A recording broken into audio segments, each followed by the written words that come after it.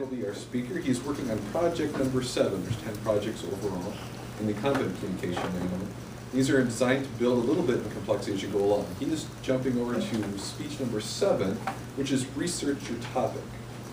All of us here might be very familiar with trying to present something to an audience that's very intellectual, maybe very complex, something that's very new. And being to share something with an audience that doesn't have knowledge on a particular subject is very challenging for the speaker. So that is part of the goal of what Project 7 is. Also included in that is the ability to be able to support those points with good research, good information that's referenceable and trustworthy. As Van has alluded to, his speech today is emotional intelligence, what is it? And to share a little anecdote of how my morning started, which I think fits in perfectly with this, my wife said, "Am I taking the kids to school?" I was at least emotionally intelligent enough to say, there's something behind that comment. And to be followed up with a couple more questions. And I said, well, yes, but it's like, well, I haven't dried my hair yet, and I haven't had my breakfast yet. Okay, just ask me, can you take the kids, and we'll be all set. So I have had a little bit of emotional intelligence to figure those things out. So I'd like to know a little bit more. Please welcome Van Stewart.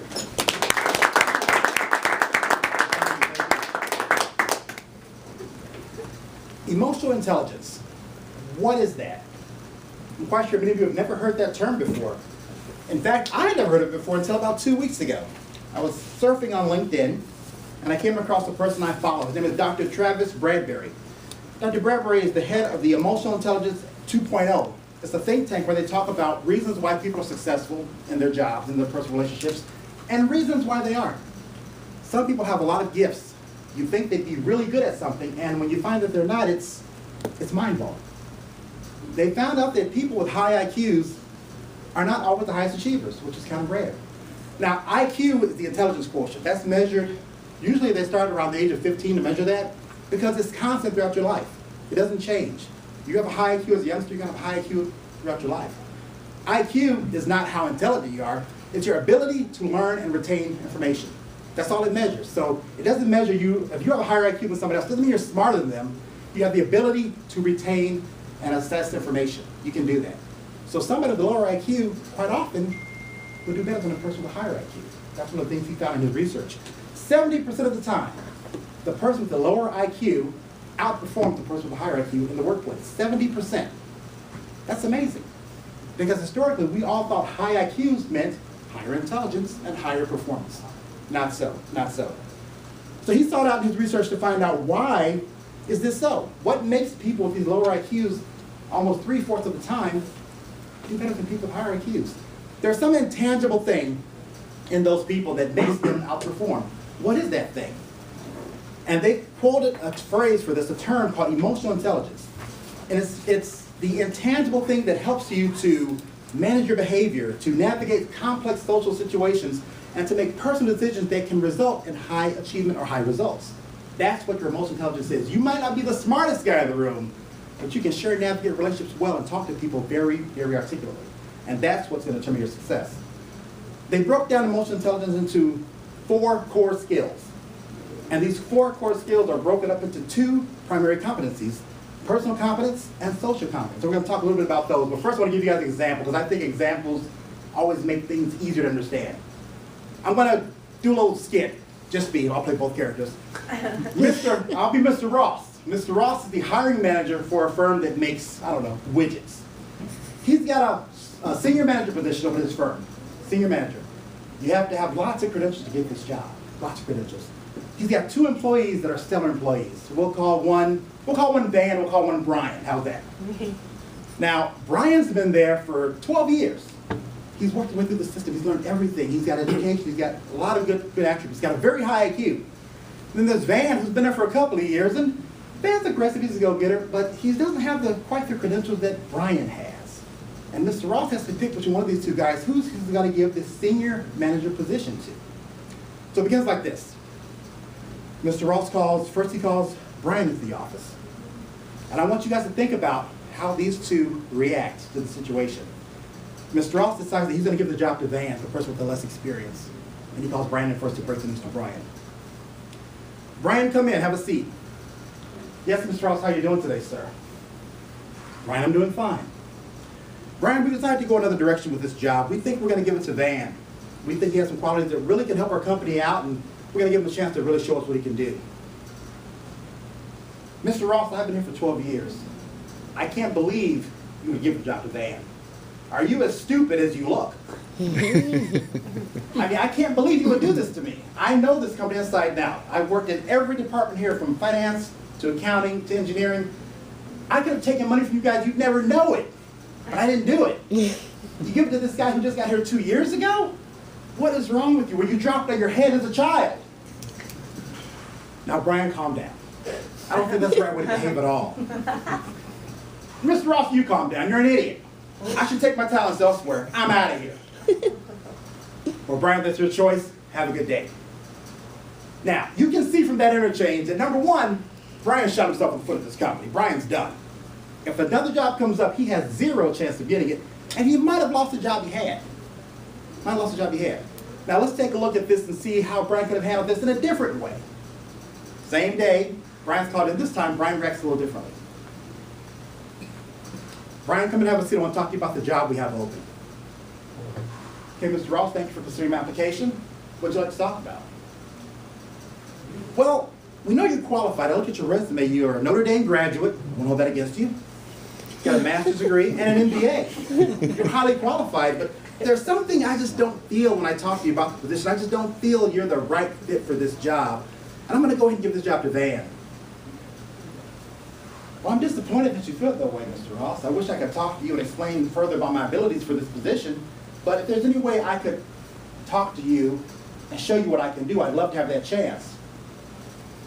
No, Brian, I think we're pretty much there. We're going to go ahead and give it to Van, but we appreciate all the work you've done for the company and all you continue to do for the company. Well, thank you, sir. I do appreciate your consideration, and I'm really, really regrettably sorry that you didn't pick me for the job, but I'll be willing to help in any way I can. And if there's a position down the road that appears that you think I'm a good fit for, I hope you consider me for that job, because I really think I can shine. I've been here 12 years, worked in many different departments. I've shown the company what I can do and what I'm willing to do. Just don't forget about all the good things I've done and all the good things I can do in the future. Thank you, Brian. We'll keep that in mind. Now, look at those two scenarios. The first one, he was ticked off. He was upset. His emotions were out of control. He was insulted. He was slighted. 12 years in the company, and they picked a guy who just got there and gave him a job that he felt he earned and deserved. But in the second case, he was obviously upset too. He wanted that position, but look how he handled it. He didn't flop the hand. He didn't insult his boss, number one, which is always a bad thing to do. But he told his boss, I think I can do this job, and if you give me the opportunity to do it, I'll show you just how much I can do. Just give me that chance. And if you look at those two characters, even though Brian didn't get the job, the second Brian has a much better chance of getting a future promotion than the first guy. First guy might be working at Wendy's pretty soon. Now, when we talk about emotional intelligence, that's something that's intangible. They talk about those 4 competencies I talked about. The self-awareness, self-management are the 2 personal competencies. And you have, the 2 personal competencies.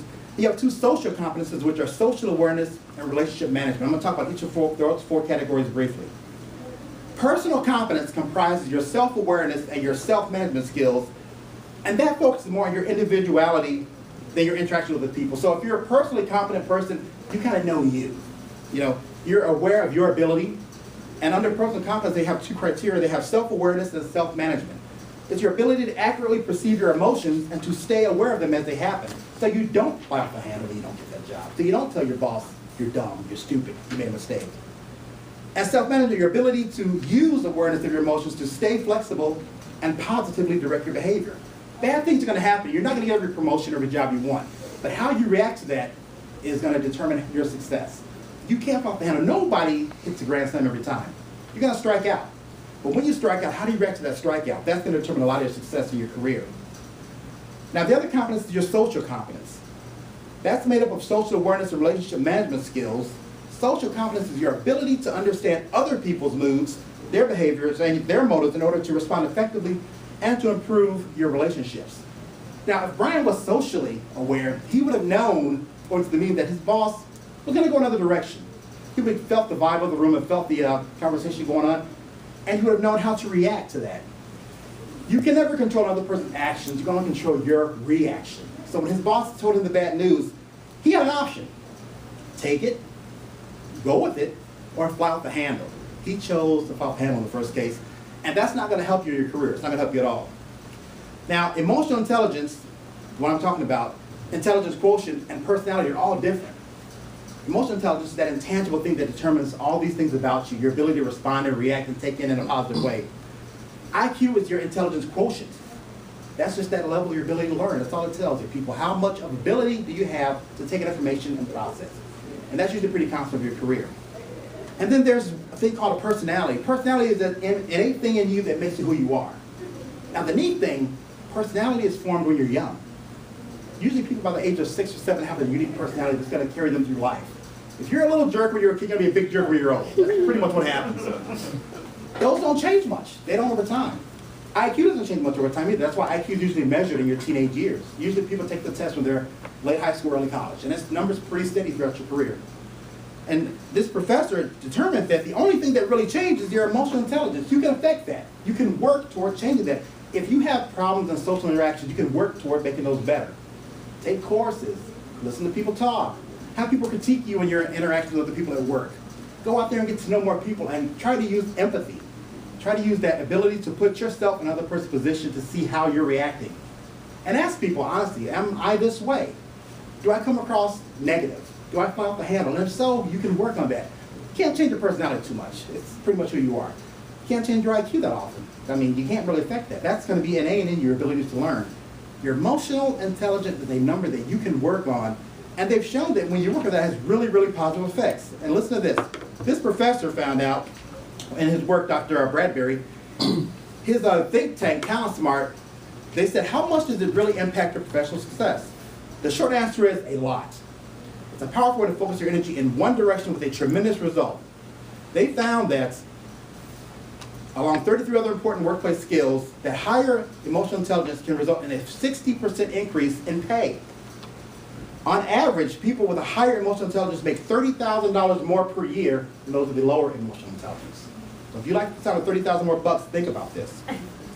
The link between emotional intelligence and earnings is so direct that every point on this scale adds to a $1,300 increase in annual salary. That's amazing.